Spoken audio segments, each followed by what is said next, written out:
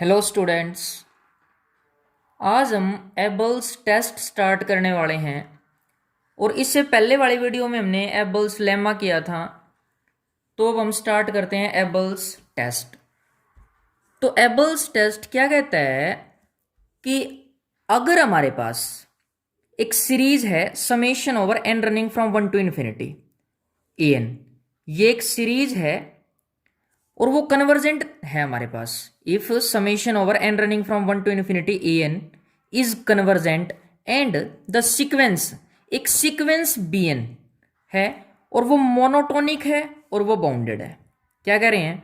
एक तो सीरीज जो कि कन्वर्जेंट है, एक सीक्वेंस जो कि मोनोटोनिक है और बाउंडेड है। अब बात आती है इस मोनोटोनिक की। Monotonic sequence is a sequence which is either increasing और डिक्रीजिंग। मोनोटोनिक सीक्वेंस क्या होती है? या तो जो इंक्रीज करे या डिक्रीज करे वो मोनोटोनिक सीक्वेंस हो जाएगी, और साथ में इन्होंने बोल रखा है कि बाउंडेड भी है वो। तो स्टूडेंट्स, बाउंडेड सीक्वेंस भी क्या होती है? A sequence in which we have both greatest lower bound and least upper bound exist, then it is known as bounded sequence. तो यहां से मैंने मोनोटोनिक बताया तो मैं और बाउंडेड बताया। तो बी एन मोनोटोनिक और बाउंडेड है, तो जो series summation over n running from one to infinity a n b n जो होगी वो क्या होगी? कन्वर्जेंट। तो हम बात करें यहां से एबल्स टेस्ट की, दोबारा से स्टेटमेंट में बता रहा हूं कि आपके पास एक सीरीज है, एक सीक्वेंस है। अगर याद रखने के लिए हम देखें तो एक सीरीज है, एक सीक्वेंस है। सीरीज तो कन्वर्जेंट है और सीक्वेंस मोनोटोनिक और बाउंडेड है। तो summation over n running from one to infinity a n b n वो क्या होगा? कन्वर्जेंट होगा। तो अब हम इसका प्रूफ स्टार्ट करते हैं स्टूडेंट्स। प्रूफ क्या कहते हैं? जैसे इन्होंने ये सीक्वेंस बी एन और मोनोटोनिक, बी एन जो है मोनोटोनिक और बाउंडेड दे रखी है, तो हम स्टार्टिंग से ये लेके चलते हैं। As the sequence b n, जो सीक्वेंस बी एन है ये वाली हमारे पास, वो क्या है? Monotonic and bounded. Monotonic and bounded. तो सीक्वेंस मोनोटोनिक और बाउंडेड है तो सीधी बात है कि ये क्या करेगी? कन्वर्ज करेगी। देयरफॉर सीक्वेंस बी एन जो होगी वो क्या होगी? कन्वर्जेंट होगी टू बी। इसको हमने बोल दिया कि ये बी पे कन्वर्ज करेगी, हमने मान लिया इसको। तो इसको हम कहें तो इसको से भी डाल सकते हो ब्रैकेट में। तो हम एक फंक्शन बनाते हैं बी। बात को नोट करना स्टूडेंट्स। अब मैंने क्या बोला था? मोनोटोनिक। अब मोनोटोनिक में या तो इंक्रीज करेगी या डिक्रीज करेगी। तो जब डिक्रीज करेगी तो ग्रेटेस्ट लोअर बाउंड होगा बी, और जब इंक्रीज करेगी तो लिस्ट अपर बाउंड होगा। तो बी क्या बोलेंगे हम? Greatest lower bound of b n. B n का जो सीक्वेंस बी एन है उसका ग्रेटेस्ट लोअर बाउंड कब? अगर बी एन जो सीक्वेंस है वो क्या करे? डिक्रीज करे, इज डिक्रीजिंग। अंडरस्टैंड? अब इसके बाद आती है बात, अब तो ये थी डिक्रीजिंग, लेकिन अब बात आती है इंक्रीजिंग की। अब इंक्रीजिंग में क्या होगा? Least upper bound. Least upper bound of b n. If b n is increasing, b n क्या करेगा? इंक्रीज करेगा। तो ये हमारे पास बी, बात करें तो एक प्रकार से क्या आ गया? फंक्शन आ गया। अब हम एक और फंक्शन लेट कर लेते हैं यू एन। क्या? बी माइनस बी एन कब? If u n, sorry, b n क्या करेगा? इंक्रीज करेगा। क्यों? ऐसा क्यों माना गया? क्योंकि एक बात देखो, जब इंक्रीज करेगा वो तो अपर बाउंड है, ये अपर बाउंड है, मतलब लिस्ट अपर बाउंड है, तो उसमें से बी एन माइनस होएगा। अब बात आती है अगर वो डिक्रीज करे तो बी एन माइनस बी। अगर ये डिक्रीज करे तो b n minus b if b n is decreasing.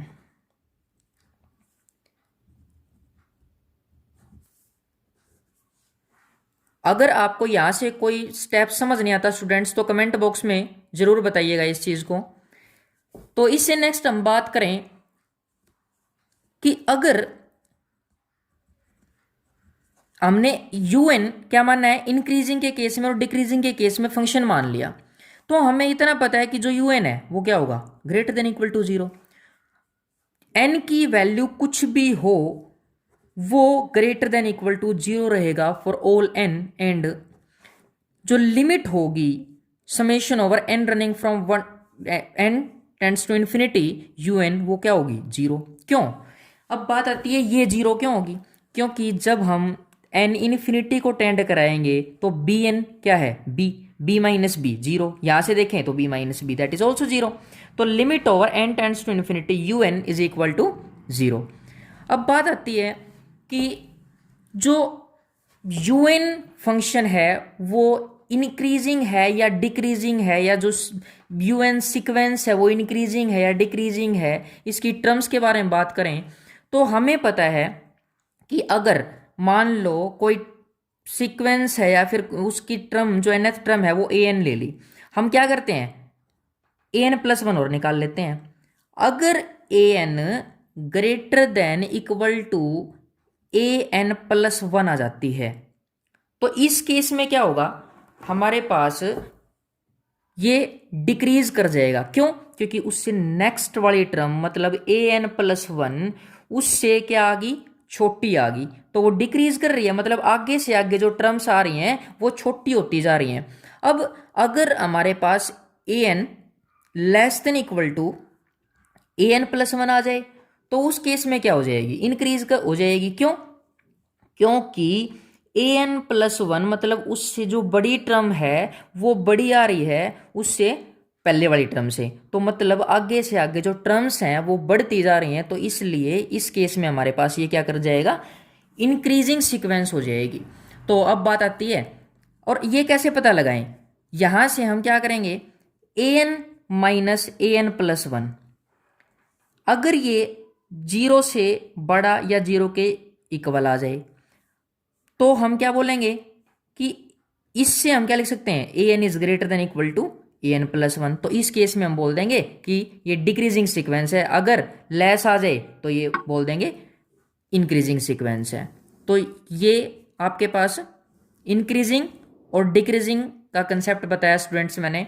तो हम बात करते हैं, अब हमने मान क्या रखा है UN, तो UN की बात करेंगे, UN minus UN+1 is equal to UN minus UN+1 is equal to, तो अब देखो हमने UN क्या मान रखा है, UN B माइनस BN है, तो UN+1 क्या हो जाएगा, B माइनस बी, N की जगह मैंने बोला N+1, तो B माइनस बी N+1, तो UN की वैल्यू B माइनस BN और माइनस UN+1, तो माइनस कर देंगे इसमें से B minus BN+1।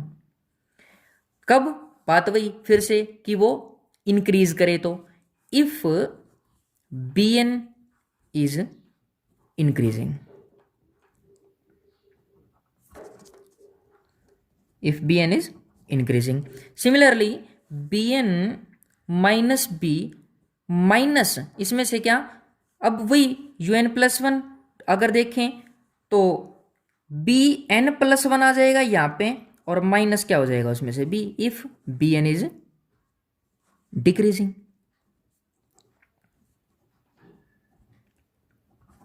Understand students?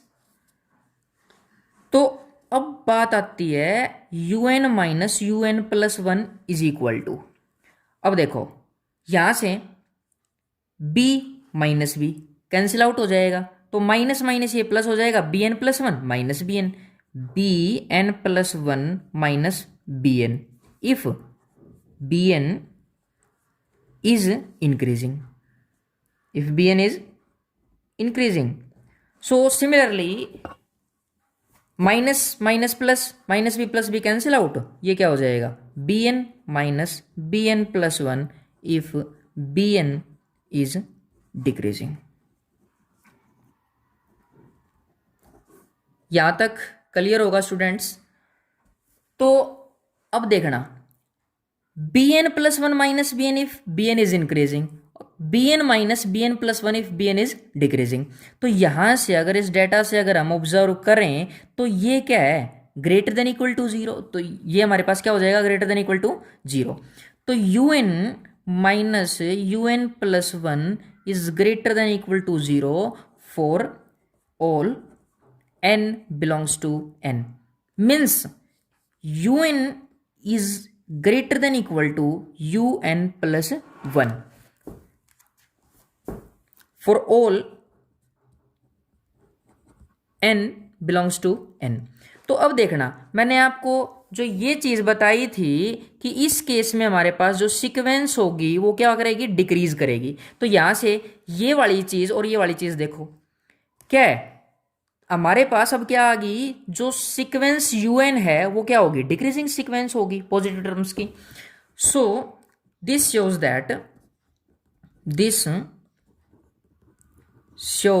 That sequence un is decreasing sequence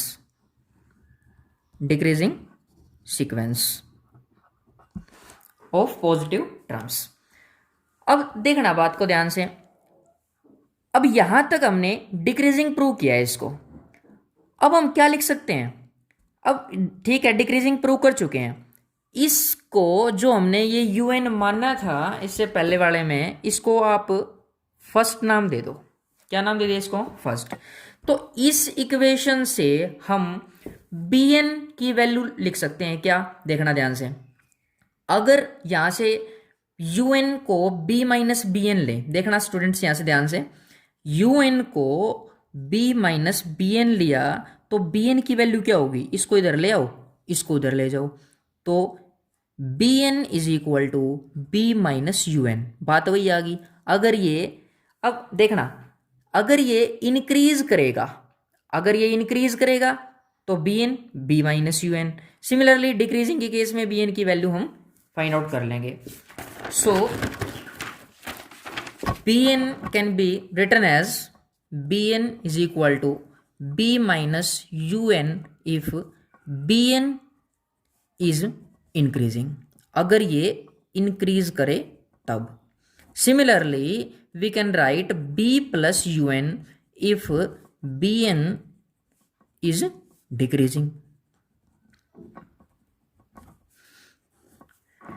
तो अब देखना स्टूडेंट्स, हमें प्रूव क्या करना है, हमें प्रूव करना है summation over n running from 1 to infinity an into bn, मतलब an और bn की मल्टीप्लीकेशन।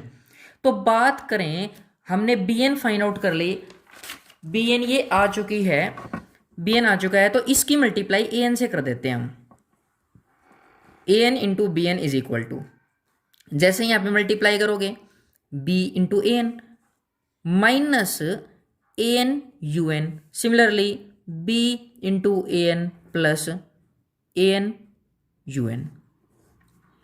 अब देखो हमें फिर से वही an bn तो चाहिए ही था, उस पर समेशन भी चाहिए, तो summation over n equals to 1 to infinity an into bn is equal to, अब यहां से देखना इस पे कोई n नहीं है, तो जब हम इसके ऊपर समेशन लगाएंगे तो ये b बाहर आ जाएगा, b आ गया बाहर, समेशन किस पे लग गया, an पे लग गया। n कहां से कहां तक, 1 से लेके इन्फिनिटी तक, इन में दोनों में n प्रेजेंट है, तो minus summation over n equals to 1 to infinity an into un। Similarly b into summation over n equals to 1 to infinity an और summation over n equals to 1 to infinity an into un। Understand students, यहाँ तक clear हो चुका होगा आपको। तो अब देखना ध्यान से, हमने जब स्टार्टिंग में बात करी तो स्टार्टिंग में बात करी थी स्टेटमेंट के अंदर, स्टेटमेंट कहती थी कि जो series summation over n running from 1 to infinity an है ना, वो कन्वर्जेंट है। तो कन्वर्जेंट है तो हमें ये चीज कन्वर्जेंट शो करनी थी, ये बाउंडेड और मोनोटोनिक दे रखी थी। अब an तो कन्वर्जेंट है ऑलरेडी, तो हम कह सकते हैं कि ये वाली कन्वर्जेंट है और बी से मल्टीप्लाई करेंगे तो थ्रू आउट पूरी कन्वर्जेंट, क्यों मल्टीप्लाई का उसके ऊपर इफेक्ट पड़ने वाला नहीं है। सिमिलरली ये भी कन्वर्जेंट है, तो हमारा मेन टारगेट क्या रहेगा कि इसको हम क्या प्रूव कर देंगे, कन्वर्जेंट प्रूव कर देंगे। अब बात आती है इसको कन्वर्जेंट प्रूव करना, तो उससे पहले हम देखो summation over n running from 1 to infinity a n जो सीरीज है वो क्या दे रखी है आपको, कन्वर्जेंट। अब हमें ये प्रूव करनी है कि ये कन्वर्जेंट है, तो उससे पहले मैं आपको बता देता हूं कि आपने Cauchy general principle of convergence किया है। और Cauchy general principle of convergence क्या कहता है, Cauchy general principle of convergence क्या कहता है कि आपके पास ए एन प्लस वन, मान लो ए एन कोई सीरीज है, तो a n plus one plus a n plus two plus and so on a n plus p, इसका जो मोड होगा वो less than epsilon over u one. क्यों ये यू वन ही क्यों लिखा मैंने, क्योंकि आपने क्या मान रखी है, सीक्वेंस यू एन मान रखी है। For all n is greater than equal to m, and ये जो पी है ना, जो पी है यहाँ पे वो कोई नेचुरल नंबर होगा। तो यहां से ये क्या कहता है, Cauchy general principle of convergence. और एप्सिलॉन जो है ग्रेटर देन जीरो है और स्मॉल इट में भी। अब यहां तक ये Cauchy general principle of convergence से हो चुका है आपके पास।